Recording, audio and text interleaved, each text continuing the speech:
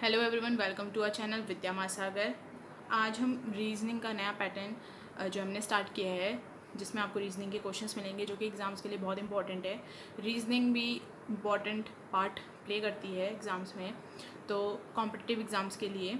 तो सबसे पहला हमारे रीजनिंग में कोडिंग और डीकोडिंग जो है उसके बारे में हम रीजनिंग के क्वेश्चंस करेंगे। तो क्वेश्चंस की तरफ बढ़ते हैं।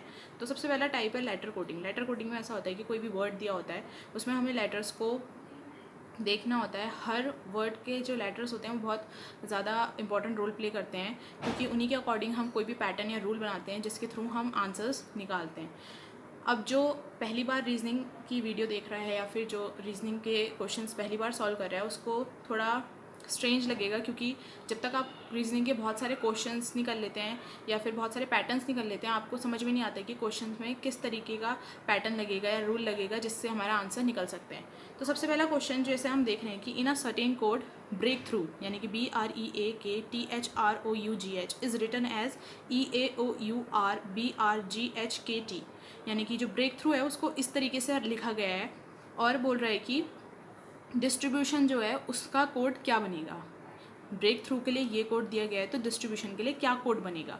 अब जो पहली बार मैंने जैसे कहा कि जो सॉल्व कर रहा होगा उसे थोड़ा स्ट्रेंज लगेगा, क्योंकि एकदम से हमें कैसे पता चलेगा कि ये क्वेश्चन में इस तरीके के पैटर्न लग रहे हैं या फिर इस तरीके का कुछ भी यूज़ हो रहा है। तो हमें उसके लिए बहुत सारे क्वेश्चन सॉल्व करने होंगे। जैसे कि अभी मैं आपको एक रूल बताऊंगी तो आपको समझ में आएगा कि अच्छा ऐसा भी कोई पैटर्न या फिर रूल लग सकता है किसी क्वेश्चन में, तो आपके दिमाग में वो चीज़ रहेगी, तो आपको क्वेश्चन सॉल्व करने में ईजी होगा। जैसे कि आप देख सकते हैं कि ब्रेक थ्रू जो है उसे हम इस तरीके से लिखा गया है। तो इसमें जो पैटर्न लग रहा है वो इस तरीके का लग रहा है। जो ब्रेक थ्रू है यानी कि BREAKTHROUGH, उसमें हमने हर दो लेटर्स को साथ में लिया हुआ है, जैसे BREAKTHROUGH, और इनको हमने नंबर्स दे दिए हैं 1 2 3 4 5 एंड 6। अब हम देख रहे हैं कि जो इसका कोड दिया गया है वो क्या है, EAOURBRG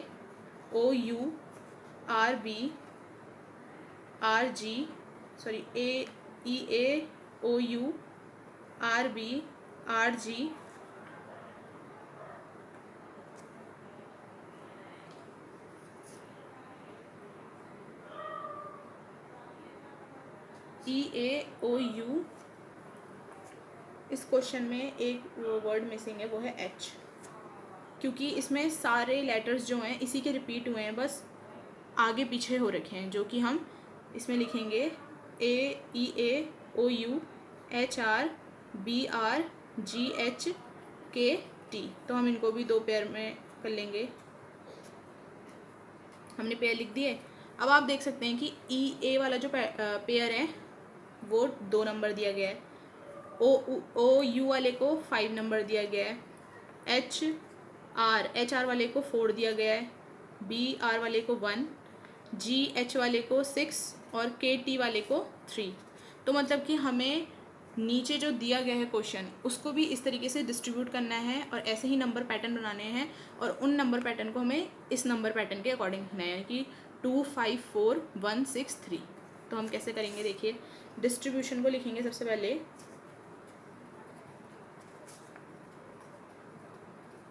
डिस्ट्रीब्यूशन को लिखा है, इसके दो दो पेयर बना दिए,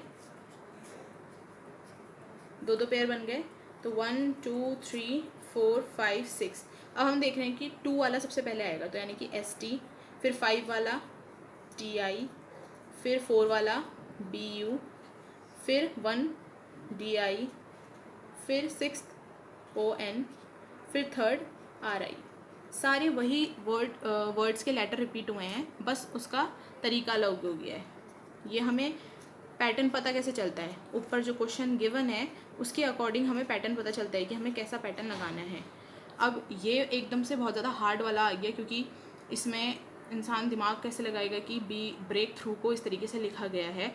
तो जितने बार मैंने बोला कि क्वेश्चंस जैसे जैसे सॉल्व करोगे वैसे वैसे आपके दिमाग में भी पैटर्न बनता रहेगा कि हाँ क्वेश्चंस को हम ऐसे भी सॉल्व कर सकते हैं, तो आपको ईजिली समझ में आएगा। जो पहली बार सॉल्व करोगा उसे बहुत ज़्यादा स्ट्रेंज लग रहा होगा कि एकदम से ये कैसे यूज़ कर दिया, तो उसके लिए आपको बहुत सारे क्वेश्चन सॉल्व करने पड़ेंगे जहाँ पर आपको आसानी से समझ में आएगा कि कौन सा रूल किस तरीके का पैटर्न फॉलो हो रहा है क्वेश्चंस के आंसर को निकालने के लिए। तो इसका जो आंसर होगा वो ये होगा STTIBUDIONRI, यानी कि डिस्ट्रीब्यूशन का कोड होगा ये। तो ये आंसर हो गया। अब वैसे ही नेक्स्ट, अब सेकेंड क्वेश्चन है, in a certain code language beat is written as YVZG, then that will be the code of mild. ठीक है, अब इसने हमें बीट का कोड दिया हुआ है जो कि क्या है, YVZG। बीट का हम कोड देख रहे हैं जो कि हमें दिया गया है YVZG। अब इसमें एक और तरीका होता है, जैसे हमें पता है कि हमारी इंग्लिश में अल्फ़ाबेट्स में 26 लेटर्स होते हैं, तो हम उन लेटर्स को कैसे लिख सकते हैं, ABCDEFGHIJKLM। ठीक है, 13 ऊपर और 30 नीचे, NOPQRSTUVWXYZ। ठीक है, ये हमारे 26 लेटर्स हो गए किसी भी अल्फ़ाबेट्स के। तो इसमें जो B है वो कौन सा लेटर है, सेकंड लेटर। E जो है वो कौन सा लेटर है, फिफ्थ लेटर। A जो है वो फर्स्ट है, और T जो है, T हमारा 20th लेटर है। ठीक है, और Y जो है वो हमारा आखिरी से कौन सा लेटर है, सेकंड। हम एंडिंग से देखें तो सेकंड। और V जो है first, second, third, fourth, fifth, ये हम एंडिंग से देख रहे हैं। ठीक है, ये हमने कहाँ से देखा, स्टार्टिंग से बीट के लिए, और ये हमने एंडिंग से देखा इसके कोड के लिए। ठीक है, और Z कौन सा है, Z फर्स्ट हो गया एंडिंग से, और G जो है यहाँ से 20th हो गया। ठीक है, तो हमने देखा कि बीट के लिए स्टार्टिंग से नंबर्स जो थे वो फिफ्थ, सेकंड, फर्स्ट और 20th थे, और कोड के लिए एंडिंग से थे। तो वैसे ही माइल्ड के लिए, MILD, माइल्ड के लिए देखें तो M कौन सा है, 13th स्टार्टिंग से 13th लेटर है M। I कौन सा है, 1 2 3 4 5 6 7 8 नाइन्थ लेटर है, और L 1 2 3 4 5 6 7 8 9 10 11 12th लेटर है, और D फोर्थ लेटर है। वैसे ही हम एंडिंग से उसके लिए कोड ढूंढेंगे, किसके लिए, माइल्ड के लिए। एंडिंग से 13th कौन सा है, N। नाइन्थ कौन सा एंडिंग से, 1 2 3 4 5 6 7 8 9, R।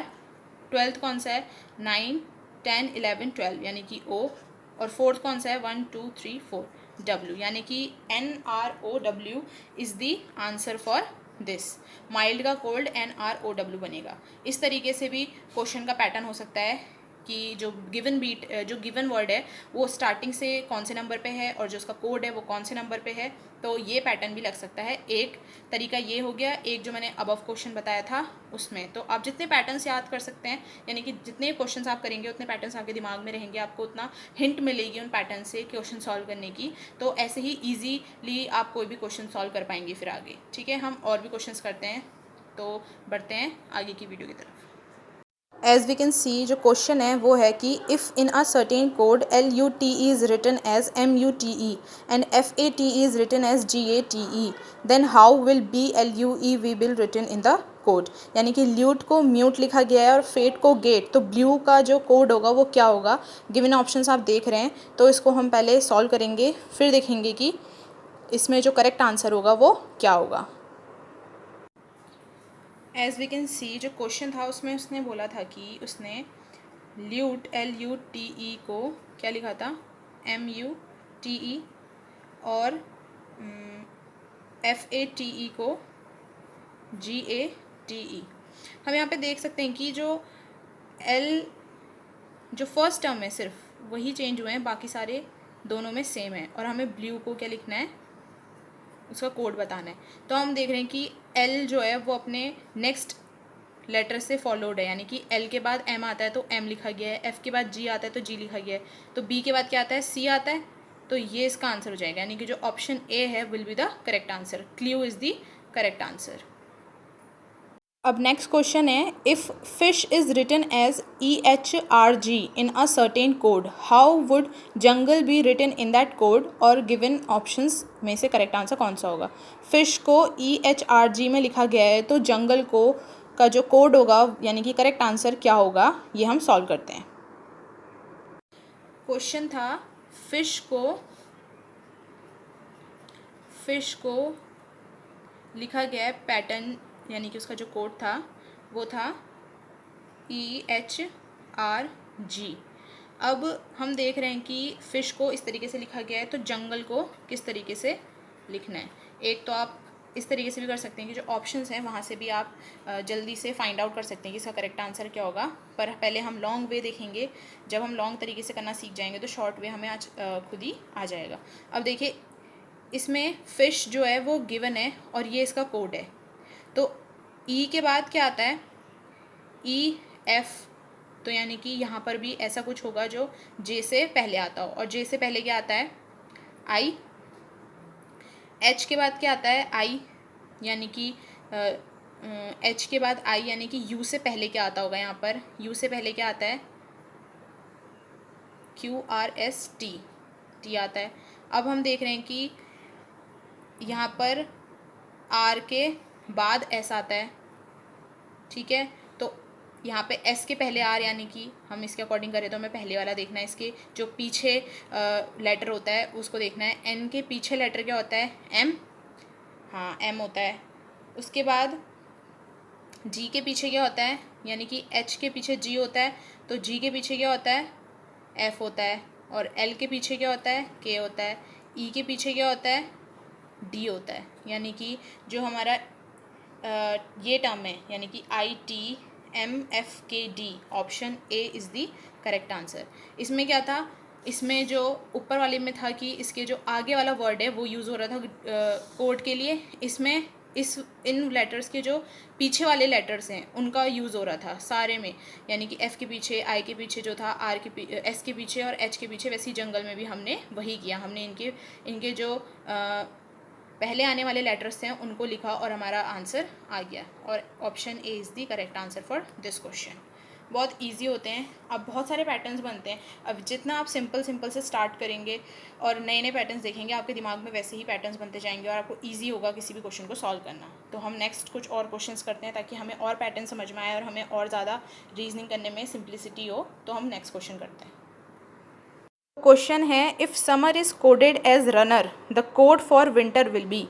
ये क्वेश्चन अभी मैंने ऊपर जैसे कराया था बिल्कुल वैसा ही है, बस इसमें एक चीज़ की अंतर है। देखिए, समर और रनर में आगे पीछे ही होंगे लेटर की, कौन से आगे यूज़र है कौन से पीछे। तो इस क्वेश्चन को मैं आपके लिए होमवर्क में रखती हूँ, आप कमेंट सेक्शन में बताइएगा कि इसका क्या करेक्ट आंसर है। हम नेक्स्ट क्वेश्चन करते हैं। ओके, तो नेक्स्ट क्वेश्चन है, in a certain code language, operation is written as NODQBUGPO. How is invisible written in that code? ये क्वेश्चन भी मैं अभी करा चुकी हूँ, वैसा ही सेम क्वेश्चन है, वही सेम पैटर्न लग रहा है। आपको एक बार खुद कॉपी में लिख के देखना होगा कि कैसा कौन सा पैटर्न लग रहा है। बहुत ईजी है, मुझे लगता है कि आप लोग कर लेंगे आराम से, अगर आपने अच्छे से उस वीडियो का जो पहले पार्ट है और कुछ क्वेश्चन जो मैंने पहले करा दिए हैं वो देखे होंगे। तो ये क्वेश्चन भी आपके लिए होमवर्क के लिए हैं। दोनों क्वेश्चन बहुत इजी हैं, बिल्कुल वैसा ही मैंने अभी स्टार्टिंग के उसमें भी करवाया है। तो ये क्वेश्चन भी आप कमेंट सेक्शन में ज़रूर बताइएगा। Okay everyone, thank you for watching. Videos को ऐसे ही देखते रहें, प्रीवियस वीडियोज़ को भी देखें जो कि जनरल नॉलेज की है, मैथ्स की है, और फर्दर और भी प्लेलिस्ट आप देख सकते हैं, उनमें सारी वीडियोज़ हैं। और रीजनिंग की ऐसी ही वीडियोस आपको मिलती रहेंगी और बहुत इंपॉर्टेंट है एग्ज़ाम्स के लिए। तो प्लीज़ ज़रूर देखना, एंड तक देखना, और जो क्वेश्चन दिए हैं उन्हें भी सॉल्व ज़रूर करना। Till then, take care.